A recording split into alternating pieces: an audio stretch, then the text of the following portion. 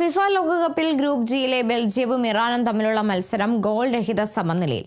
Los Angeles സ്റ്റേഡിയത്തിൽ നടന്ന മത്സരത്തിൽ ഇരു ടീമുകൾക്കും ഗോൾ നേടാനായില്ല. ഗ്രൂപ്പ് ജിയിൽ ഇരുവർക്കും ഇപ്പോൾ 2 പോയിന്റ് വീതമാണുള്ളത്. ഗോൾ വ്യത്യാസത്തിൽ ഇറാൻ ഒന്നാമതും ബെൽജിയം രണ്ടാമതുമാണ്. മത്സരത്തെക്കുറിച്ച് professional football coach Subin Pavoor തയ്യാറാക്കിയ റിപ്പോർട്ട് കാണാം. ഇന്നലെ നടന്ന മറ്റൊരു മത്സരം ഇറാനും ബെൽജിയവും തമ്മിലായിരുന്നു. ഇറാനും ബെൽജിയവും തമ്മിൽ നടന്ന മത്സരം ഗ്രൂപ്പ് ജിയിലെ രണ്ടാം റൗണ്ട് മത്സരമായിരുന്നു. ഗ്രൂപ്പ് ജിയിലെ രണ്ടാം റൗണ്ട് മത്സരം ഇരുവരുടെയും ആദ്യ മത്സരം സമനിലയിൽ പിരിഞ്ഞിരുന്നു. ഇറാൻ ന്യൂസിലൻഡിനോട് 2-2 എന്ന നിലയിൽ സമനിലയിലും, അതുപോലെ തന്നെ ഈജിപ്തിനോടായിരുന്നു ബെൽജിയം സമനിലയിൽ പിരിഞ്ഞതും. ഈ മത്സരത്തിലേക്ക് വന്നാൽ നല്ലൊരു നിരയുമായാണ് ബെൽജിയം ഇറങ്ങിയത്. അവരുടെ ഡി ബ്രൂയിൻ ഉണ്ടായിരുന്നു, അതുകണക്ക് റൊമേറോ ലുക്കാക്കു ആയിരുന്നു മുന്നേറ്റത്തെ നയിച്ചത്.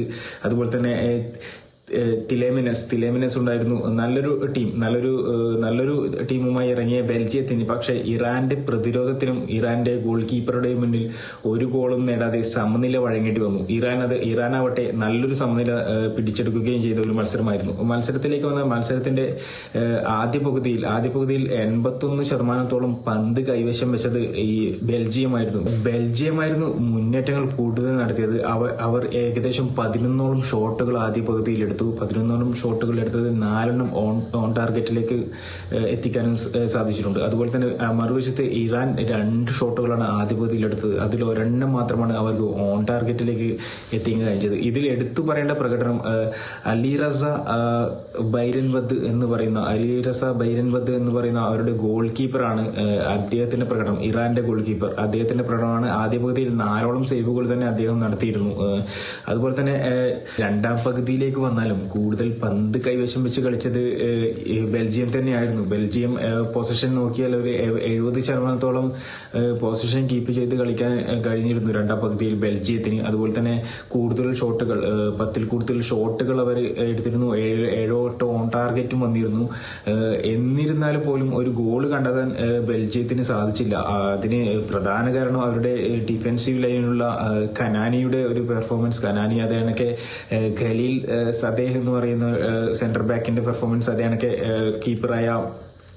കീപ്പറായ ബേരൻവന്തിന്റെ ഒരു പെർഫോമൻസും, ഇവരുടെ 3 പേരുടെ പെർഫോമൻസ് ആണ് കൂടുതൽ എടുത്തു പറയേണ്ടത് ഈ മത്സരത്തിൽ.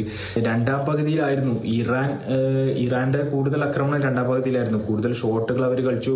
ബോൾ കീപ്പ് ചെയ്യുന്നതിലും ആദ്യ പകുതിയേക്കാൾ കൂടുതൽ മികവ് പുലർത്തിയിരുന്നത് രണ്ടാം പകുതിയിലാണ്. അവർ ഷോട്ടുകൾ ഓൺ ടാർഗറ്റും ഉണ്ടായിരുന്നു. പിന്നെ 70 മിനിറ്റുകളിലൊക്കെ അവർ ബോൾ കൈവശം വെച്ച് ഡിഫൻസീവ് ലൈവ് ബോൾ കൈവശം വെച്ച് പെട്ടെന്ന് മുകളിലേക്ക് പാസ് ചെയ്ത് ഒരു കൗണ്ടർ അറ്റാക്ക് പോലെ അല്ലെങ്കിൽ ഒരു പെട്ടെന്നുള്ളൊരു നീക്കം പോലെ അവർ ശ്രമിച്ചിരുന്നു. എന്നിരുന്നാലും ഗോളുകൾ കണ്ടെത്താൻ ഇറാനും കഴിഞ്ഞില്ല. പിന്നെ 66 മിനിറ്റിലൊരു സംഭവം നടന്നു. ഇറാന്റെ ഒരു മുന്നേറ്റം, അവരുടെ തരേമി എന്ന് പറയുന്ന ഒരു പ്ലെയർ നടത്തിയ മുന്നേറ്റം, ഗോളിലേക്കുള്ള ഒരു മുന്നേറ്റം ഫൗൾ ചെയ്ത നഥാൻ നഗോയ്ക്ക് റെഡ് കാർഡ് കാണുകയുണ്ടായി. 66 മിനിറ്റിൽ അങ്ങനെ 9 പേരായി ചുരുങ്ങുകയും ചെയ്തു ബെൽജിയം.